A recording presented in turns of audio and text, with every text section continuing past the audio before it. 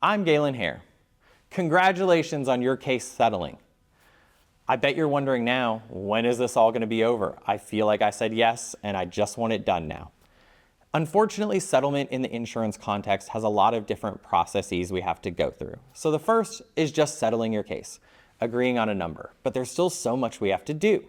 And I'm going to walk you through what that process is and how it works so you know where you're at in the process.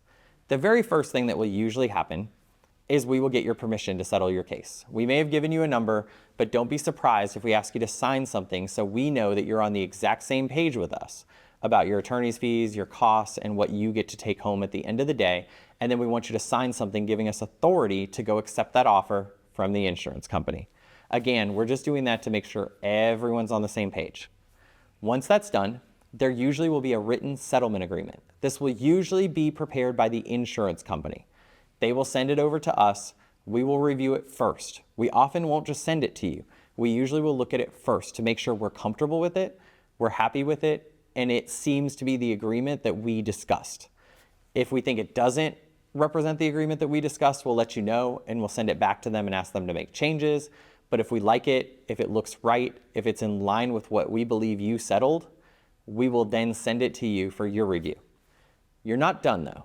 At that point, if you have questions, we want you to ask them. We usually will call you or bring you in to go through it, and then we will actually need you to execute that settlement agreement. Some of them might be notarized.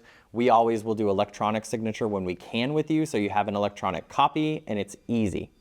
Once we get that signed settlement agreement, we send that back to the other side and they get us the check. Now this can take a few days, it can take a few weeks. Usually the standard is about 30 days. So if you're doing the math, we're already a month to 2 months past settlement now. And then we get that check in. There's one problem though. If you have a mortgage company, the mortgage company is probably on the check. If you have an SBA loan, the SBA is probably on the check. If you have something weird like a child support lien, you also might have that issue with your check as well. That's okay, it's perfectly normal, but there's a lot of little situations like that that could affect your funds. And that's when we really get to work for you again. Our accounting department will work with you and your mortgage company to get those funds released, but that could involve a lot of back and forth. We might need you to sign more documents. We might need you to authorize us to speak to your mortgage company. We'll tell you what we need, but sometimes it's a moving target. You know, if you've ever called your mortgage company, it doesn't always feel like they completely have their stuff together. And that's what we're dealing with.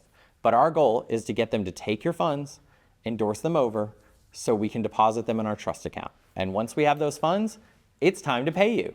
So after a reasonable time to hold those funds just to make sure they clear, we will then disperse those funds to you.